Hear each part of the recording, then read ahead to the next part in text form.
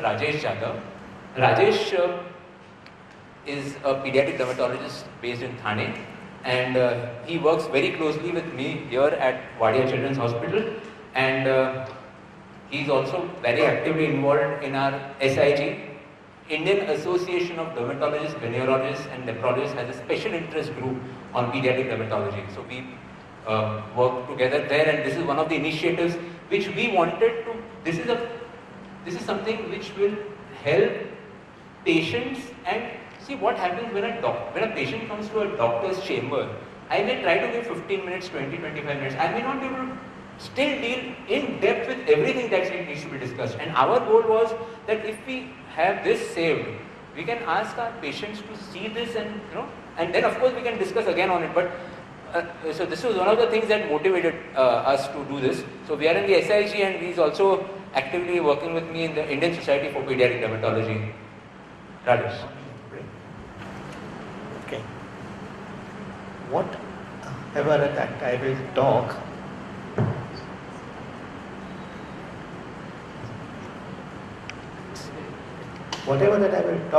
is basically what in my clinic or sitting here at Wadia, what we tell our patients. Just going to be that, and my presentation, the slides, everything will be what I'll be just as if it's a conversation with a parent or with a child what needs to be done.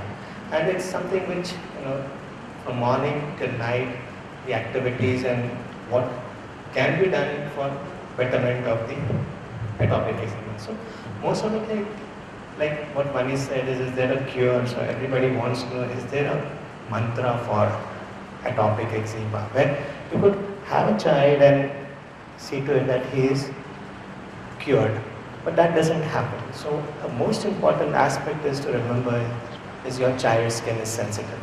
It's going to react, and the whole thing, the Guru Mantra is taking care of your child's skin.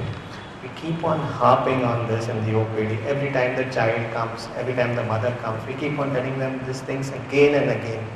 Because medications to some extent, yes, they'll be controlling the eczema, but if we don't take care of the child's skin, the environment, the clothes, it's something which is going to relapse much, much faster. And I mean, most of the mothers, especially if they are there with their mother-in-law, are most upset when I tell them this. It's the first thing is, I tell them, avoid oil massage. I mean, not in that sense. The oil massage that's been routinely done. I mean, this is a typical picture in a household. We have a small child, a new mother, it's difficult to handle the child, so they have somebody who gives the oil massage. And right from childhood, I've been seeing this thing, the way it's been given, it's really a nice, vigorous massage. And the concept behind this vigorous massage is not about the child's skin, it is about the bones. They feel that the massage is something that is connected and with the child's well-being in terms of walking. He'll walk earlier, he'll have good strong bones. These are the things which make them, really give them a vigorous massage. So what is important is avoid the vigorous massage, because that whole rubbing itself, that process is going to stimulate the skin. Then there are various oils available. Routinely, most households use coconut oil, but the market is flooded with oils. You have olive oil, you have Dabur Lal Tel, you have mustard oil, various things which people use depending upon their culture. But most of us stick to olive oil. A light olive oil application by and large is not really harmful, but mustard oil has a lot of irritation potential. And there has been a recent study where olive oil, because of the content of oleic acid, has also been found to irritate the skin. So ideally sunflower oil, sunflower seed oil has the highest content of linoleic acid. So something which is good, but we associate that oil with cooking. So something to be applied onto the skin, somebody is not very reluctant. I remember sir coming once in the rounds, and we had this whole thing about somebody using sunflower oil and this type of a thing, and we were at KM.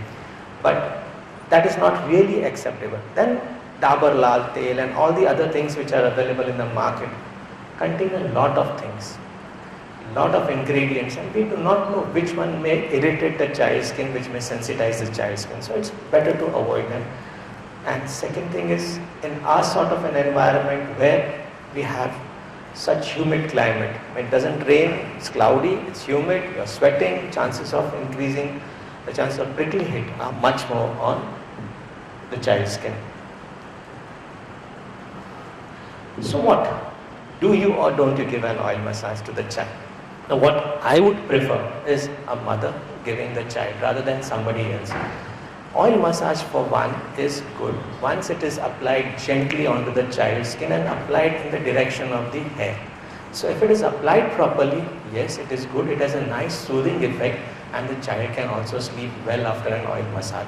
So, and most important thing is it increases the bond between the mother and the child. The whole purpose there is mother comes home and she spends 5, 10, 15 minutes just giving a light oil massage to the child, definitely increases the bond. But the concept which we have to change is that yes, it does not have any effect on the bones. I think the breastfeeding, the milk and adequate calcium and nutrition is what's going to help the child.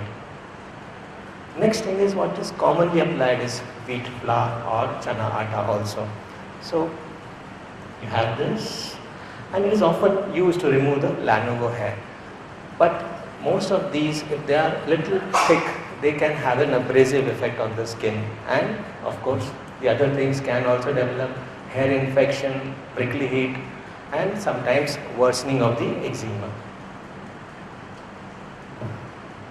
Something we don't really have this sort of a thing, but in every house, by and large, a newborn, if you look at it, at least this is what I have been seeing, is this is the way the child is bathed. It's on the stretched legs. The child is put either first this way, then the other way around, and what is used is the bucket and the tumbler, and that's how the bath is given as a routine. This is what I have seen always. But 2 or 3 things about this. One thing is, it's not really very comfortable for a mother with an outstretched limbs to put a child. It's difficult. Second thing is, when the water is being poured out there, the water is flowing off the skin. It's not something which is remaining on the skin for long periods. So the skin has very little opportunity to absorb the water and hydrate itself. So what is next if not this? And how do you bathe your child? This would be an ideal thing. Smaller tubs available, and a child could be immersed in warm water. That's very important, is what you give is a tub bath. The water should be lukewarm, somewhere around 37 to 40 degrees, so that's not very hot. And hot water also irritates the skin, so lukewarm water. Now how long? How long should a child be immersed in the water? 5 minutes, 10 minutes. Sometimes children love to play, want to stay in the water, but if the child's skin is irritated, then it can cause overhydration and cracking of the skin. So about 5 to 10 minutes is really sufficient. Mild soap. Now what do I mean by mild soap? The first thing that every gynecologist, every pediatrician and everybody else does is a list of what they have to buy, and I don't have it, I had it in my last presentation, is the whole bouquet of Johnson products. And in that you have Johnson soap. Now it is something which has been used for ages, so now the question is it really good? Is it mild soap? Now there was one study where they have found out about the pH of them, and it was somewhere around 9 to 10. It's almost an alkaline soap. So what constitutes it as a mild is, yes, probably it's less irritating, it is fragrance free, so those sort of things. But pH wise, it is definitely an alkaline soap. So if you don't want to use that, then what? If the child's skin is okay, by and large any soft soap would be good. And you could use Dove, which is available in the market, and it has a pH of 7. It is neutral. So it's neither acidic nor alkaline. The whole concept here is that our skin is more towards an acidic skin. It has a pH of around 3.5 to 4. So you try to maintain it at that and use soaps which have a pH. So in children who have severe atopic eczema, we usually advise this pH balanced soap. We have soaps which have a pH of 5.5. And like Manish mentioned, we have soaps which are now called as synthets. Synthets are synthetic detergents which tend to reduce less oil from the surface of the skin and therefore do not make the skin very dry. Next thing is, don't rub dry the skin.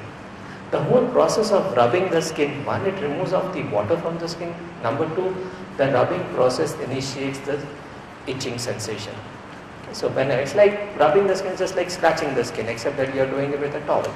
So that can initiate the itching sensation and the eczema can worsen.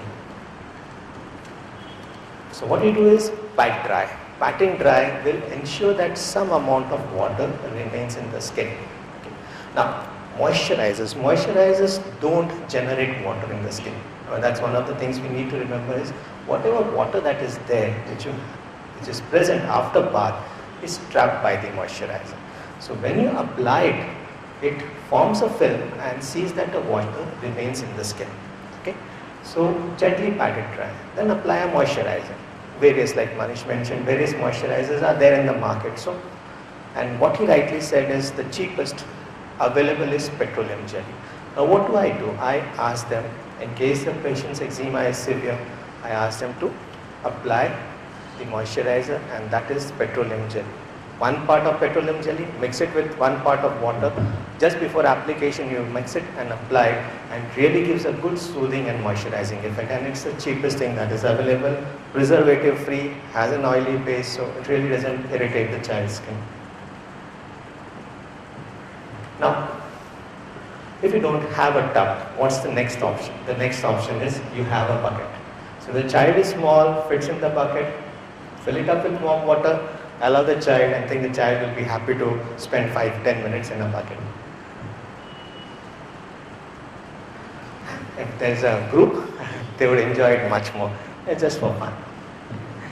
Now, there are various households where we have mainly shower baths, and children really enjoy shower baths, stand under the, but again, like I said, it's like pouring water with a tumbler. The water tends to flow. It does go into the skin, but it tends to flow away. So in such a situation, what you could do is ask the child to wear his clothes, whatever clothes he has on, stand into the shower for about 3-4 minutes. So with the wet clothes, some amount of water gets absorbed onto the skin.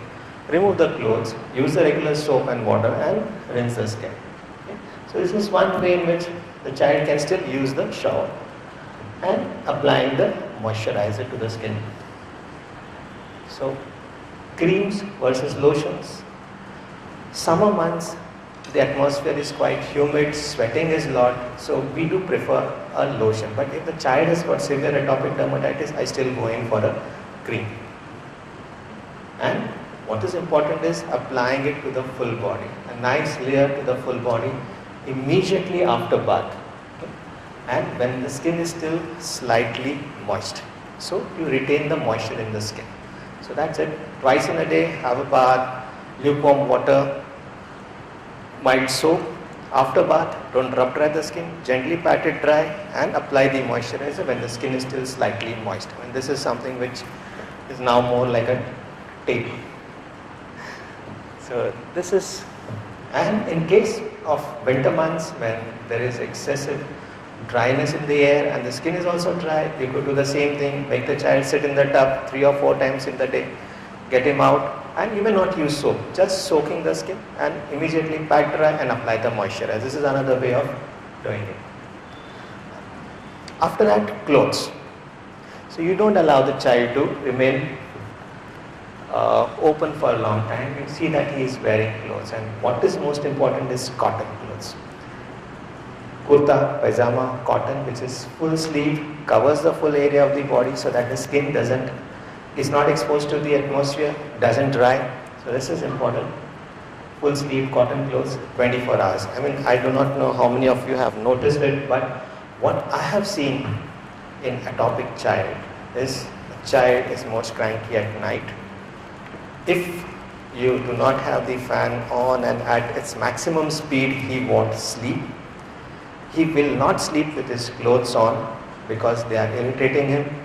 So all these factors, the air is going to become more dry, it is exposed. These children are also sensitive to insect bites. They can get a condition called papillary urticaria. So by wearing full sleeve clothes, you can prevent many of these things. Okay, so wearing it 24 hours is important. Even the bed sheets will be cotton. We have sofa which are made of Rexine. So you cover it with a cotton. So as a child starts crawling, he's going to go up onto the sofa. So you need to do that. And the caretaker should be also wearing. Now, if there are no cotton clothes available and the child is in the mother's arms, what you could do is just take a thin cotton cloth, put it on the shoulder, and then take the child over it. So that would reduce the contact with the mother's clothes. And cotton socks also if the child has got dry feet.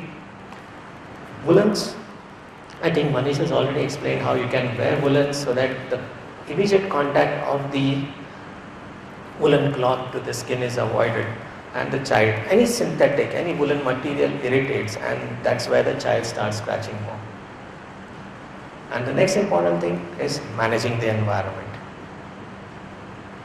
This is one thing which I found. Heavy curtains, again you are exposing to more of dust. They accumulate dust. So heavy curtains should be avoided.